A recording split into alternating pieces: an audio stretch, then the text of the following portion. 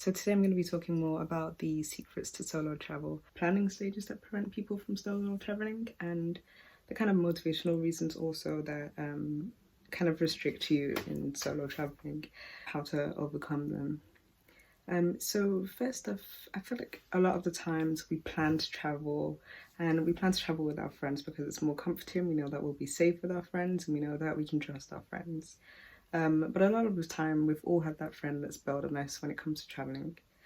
Um, there's various reasons for that. It could be for financial difficulties, or it can be that the country that you want to go to or the place that you want to experience isn't exactly on the top of your friend's bucket list, but it's on the top of yours.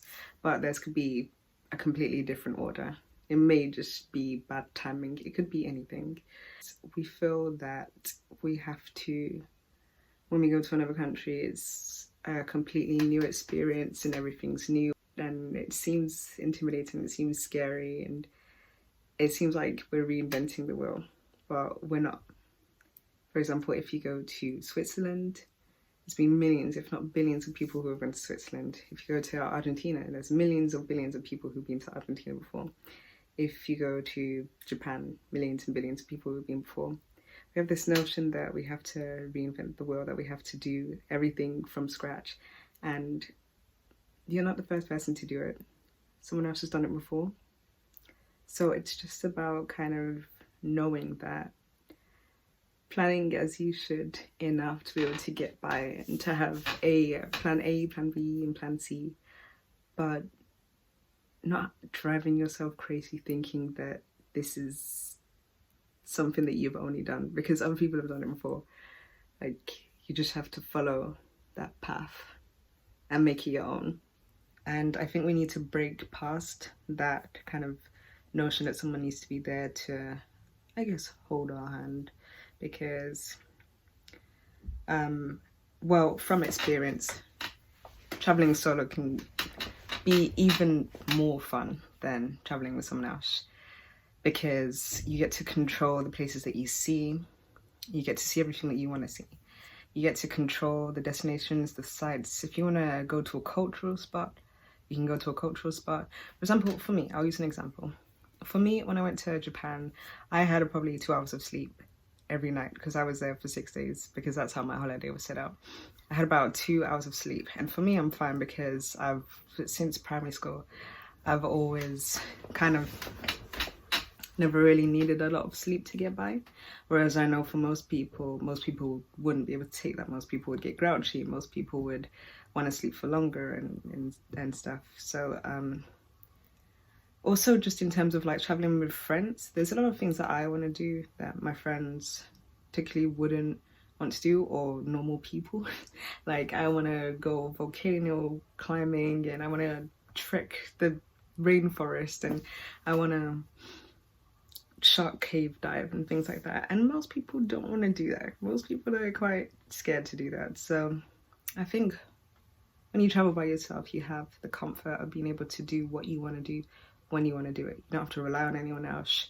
You get to have more of an authentic experience. Like, if I'm going to be candid, you get to have more of an authentic experience when you travel by yourself, just because you don't have to go to like the touristy spots. You get to go to where you want to go, the untouched locations and more cultural sites that you want to see. And another point in the planning is, I think a lot of the time we get wrapped up in this idea that, you know, we're starting from scratch when we plan this, and we have to, detail by detail, make sure that we get everything right, because if we don't, God forbid, something might go wrong. And I'm here to say that you don't have to reinvent the wheel. You don't have to reinvent the wheel. You're not the first person going to the country, and you won't be the last person going to the country.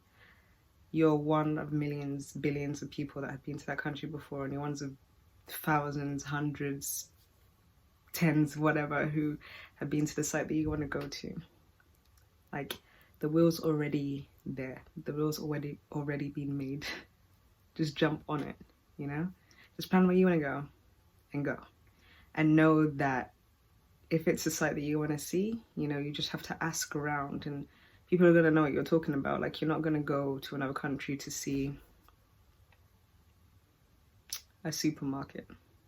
You're going to go to another country to see something that you wouldn't see in your hometown. So if you ask around, even if people don't speak English, chances are, if you have a picture of the location that you want to visit on your phone, and if you say it, one of the two, someone's going to know what you're talking about, and they'll be able to direct you and you'll be able to get to where you want to go. I think as it is a concern, it is an important concern, but another thing that I think prevents people from solo traveling is it can be dangerous sometimes traveling as a female. Certain countries aren't recommended for traveling as a female solo. For example, India, or I wouldn't recommend going to Brazil as a female solo. To cities like Rio and stuff, it can be quite dangerous for females. And I think that's down to, I think just be aware of your surroundings. In general, if you're solo traveling, be around of your surroundings. Don't ever get too comfortable.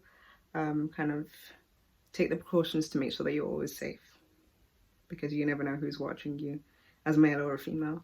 Obviously, if you're a female, do take the places that are recommended not to travel to alone, and do take that seriously. So I'm going to be talking about the motivations now. So the motivations that usually hinder people. I'm going to be candid and say that when you're younger, it's easier to travel. It's easier to travel when you're younger because you have less things to think about. I found that when I went on my study abroad to California, when I was in my second year of university, it was a lot easier for me to go because I knew that when it came to things like finances, if the university didn't have it, my dad would have it or something like that. Like, I didn't have to worry about me having the finances there. It's like someone was going to be able to support me if I got into any difficulty. Whereas now, this year in the summer, this is quarantine year 2020, I was meant to go to Canada on a working holiday visa for 2 years, and I was just really terrified. I was terrified because when it came to finances, I'm 24, so I'm coming up to an age where I know it's not too old, it's not too young, whatever.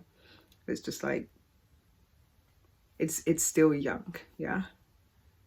But I know that I have to start thinking about things like setting a foundation for my family. And I know that I have to start thinking about things like getting a mortgage or a large saving just in case if anything happens on a rainy day. A lot of people come up to me and they kind of tell me like they struggle with this dichotomy, really. They struggle with this problem of wanting to have a mortgage and also with wanting to travel. And it can be difficult when you have these two things here, because one's a solid foundation that you're going to have for your kids, and one are the experiences that you're going to have for life. And it sounds like nothing, but these are experiences that you take with you to your grave. Like, the experiences that I have, my travel experiences, are the best experiences that I've ever had. Like, all my travel experiences, even with people, are the best experiences that I think about all the time. So it can be difficult. These are the things that you have to start thinking more about when you get older. Whereas when you're younger, when you're in your young 20s, you don't really have to think much about these things. You can afford to be selfish in your young 20s. But these are things that start to constrain you more when you get older. There's a lot more that kind of restricts you. That's not to say that it's impossible, because there are many people who have kids and who travel every day. And there's many people who are older who travel every day. It's still possible at any age. It just does become a lot harder because you have a lot more to think about. What are the other points? Motivations. A lot of people don't really see the value in traveling. And what I mean by that is, sorry, So a lot of people don't really understand the value of travel. That can be another motivational hindrance. If you haven't traveled, it can just seem like just going to another country for fun. It can just seem like a fun exercise, but I assure you, it's so much more than that. When you travel, you just see world. You see the world, you see people, you see yourself through a different lens.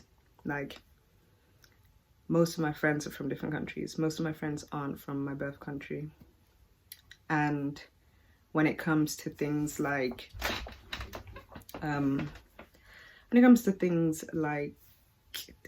sorry, I lost my train of thought when I moved. Yeah, most of my friends aren't from this country. Most of my friends are from other countries. My best friend is in America, and some of my best friends are in Brazil. Some of my best friends are in France. Do you know what I mean? Like, you just get a wider global relationships with people. When you go to another country, you experience different types of lifestyles and just ways of living that just completely open your eyes. It could just be such a culture shock just to see another way of life. Even me living in California for a year was a massive culture shock and the best thing ever. Me going to Morocco and seeing the markets of Morocco was such a massive culture shock. You know, me going to Turkey, a massive culture shock. All these places just awaken kind of a greater understanding of what the world means to you, how valuable and how precious your life is, and how valuable and precious everything around you is. I can't even put it into words. Like, I'm struggling to put it into words. There's just such a cultural enrichment and such a value that comes with travel that I literally cannot really put into words how much it's changed my life. When I was growing up, my mum always said that the world is your oyster. So she always prioritized travel over material things. So I never had like the latest sofa and stuff like that, or like the latest whatever everybody else was having. I always prioritized travel. And I have no regrets with that, because I've even learned so much more about myself when it comes to travel. Like, there are some things that I thought I knew about myself that I didn't until I actually went out and just saw myself in different situations. And it's insane how much you can just learn about the world, the views that you see, the things that you take in. And you just catch yourself sometimes and you're just like, wow, is this real? Is this happening right now? Like, it's insane. I would say motivation also is, well, this is one that might be more personal to me. I have this really, you could call it irrational, I have this really maybe irrational, maybe rational fear that I don't believe in things like reincarnation. So I feel like when you die, and that's it. And whatever you don't get to experience, you don't get to experience. So for me, I feel like I need to experience as much as the world I can while I'm here. And there's like 190 countries or so that I need to visit. There's so much of the world that I haven't even explored yet. And just the idea of not seeing the world before I leave the world is terrifying to me. And it's such a drive to go to as many countries as I can while I can. It's such a driver for me, because there's just so much in the world to experience, so much past your hometown, so much past your home city, you know. So that's my own irrational fear. But yeah, travel is just everything to me now, and I just want to inspire others and kind of share my experiences with others to really reflect how much it means to me and how much more cultured and woke it's made me. But yeah, like, comment and subscribe to my channel, and I'll see you later.